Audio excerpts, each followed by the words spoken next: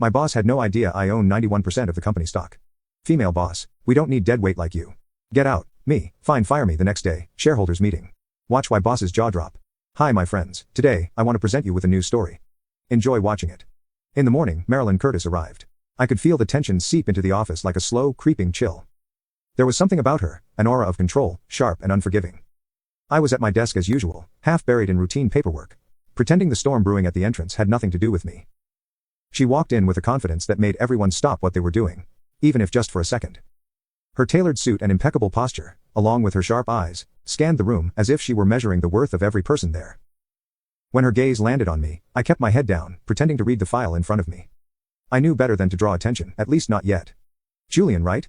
Her voice was sharp, cutting through the quiet hum of the office. I looked up to see her standing by my desk, holding a stack of papers with a condescending smirk. Yes ma'am, I replied, forcing a polite smile. Good, I need you to handle these. She dropped the files onto my desk, her eyes scanning my worn-out tie and creased shirt with thinly veiled disdain. Simple tasks, perfect for someone with your background. I took the papers, feeling the weight of her words more than the files themselves. She didn't know who I was, not really. To her, I was just another employee, someone to boss around. What she didn't realize was that I owned this place, well, 91% of it. But that wasn't something I let people assume. Of course, I said, my voice steady as I placed the files on the corner of my desk. She didn't wait for a response, turning on her heel and walking away, her designer heels clicking against the floor with each step. I watched her retreat to her office, already decorated with framed diplomas and achievements, as if she'd won the place over, before even getting her hands dirty. The office buzzed with nervous energy as she passed by, everyone glancing at each other, unsure what to make of the new head of the department. Sarah, the receptionist, leaned over her desk as I passed by on my way to the break room. She's something, huh? She whispered wide-eyed. Yeah, I muttered, grabbing a cup of coffee, though it was more out of habit than need. She's going to make things interesting, Sarah nodded, looking relieved someone else had noticed. I heard she's already got James from accounting in tears. I chuckled quietly, though the humor didn't reach my eyes.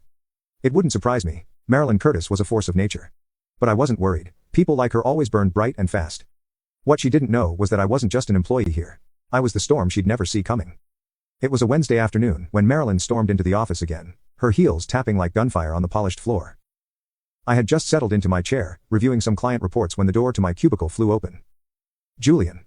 Her voice was sharp again, cutting through the quiet hum of the office like a knife. She slapped a document down on my desk, eyes blazing with accusation. Care to explain this?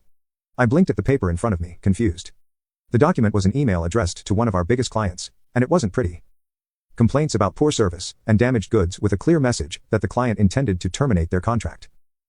I don't understand, I said, picking up the paper with my brows furrowed. I didn't send this. Marilyn's arms crossed, her lips twisted into a smirk. Of course you didn't, she said sarcastically. Because someone like you couldn't possibly handle a task that important. But what? The email came from your workstation. I felt a chill run down my spine. This wasn't just an accusation, it was an outright attempt to sabotage me. I knew I hadn't written that email, I never would have, but here it was printed in black and white tied to my name. I would never send something like this, I said, my voice steady though my heart was pounding. A mistake, Marilyn's laugh was cold, almost mocking. You made one too many mistakes, Julian. First your work ethic, now let's be honest, it's embarrassing. Before I could respond, Sarah appeared by the doorway, her eyes darting between us nervously. Is everything all right here? She asked cautiously. No, Marilyn snapped, waving the paper in her hand. Julian here seems to think he's above responsibility. I glanced at Sarah, grateful for her presence. Sarah, I didn't send this email, I said firmly. Someone must have used my account. Marilyn scoffed, stepping closer.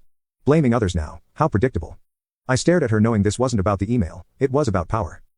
She wanted to humiliate me, make an example of me in front of the office, but she didn't know who she was dealing with, not yet. I'll get to the bottom of this, I said calmly but coldly. But I promise you, Marilyn, the truth will come out. Her eyes narrowed, but she didn't respond. Instead she turned on her heel and left, the storm following in her wake. As the door swung shut, I let out a slow breath. This wasn't over, not by a long shot. The air in the conference room felt thick as I entered. The atmosphere charged with buzz from the upcoming shareholder meeting. Marilyn was already there, standing near the window, her arms crossed as she exchanged pleasantries with a few other executives. She didn't notice me at first, but when she did, her eyes narrowed in that familiar way, lips curving into a smirk.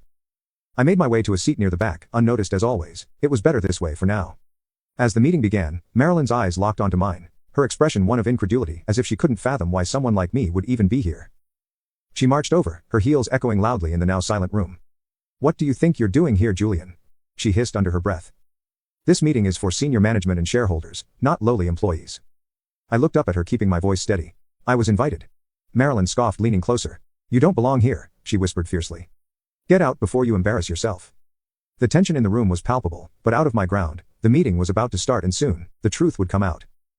Before she could continue her tirade, the doors opened, and the president of the company walked in, followed by other board members. As he took his place at head of table, his eyes scanned room and landed on Marilyn, who quickly straightened up, assuming her usual polished demeanor. The meeting commenced with usual formalities. Reports on profits, projections for next quarter. The typical corporate banter. But I knew what was coming, and as conversation turned toward shareholders, my moment arrived. The president cleared his throat, looking down at document in front of him. Before we proceed, I'd like to address something important. He began, his voice calm but authoritative. I've been informed that there's been some confusion regarding ownership structure of company. Marilyn shifted uncomfortably in her seat, shooting me a sideways glance. You see, he continued, his gaze settling on me, we have a special controlling shareholder in our midst. Marilyn's eyes flickered with confusion, her smug expression faltering. The majority of our company shares, 91% to be exact, are held by none other than Julian Ball. There was a collective gasp in room. Marilyn went pale, her face frozen in shock as she turned to look at me, her mouth opening and closing like fish out of water. I remained seated, calm and collected. The president gestured toward me, his expression serious. Julian is not just Anne.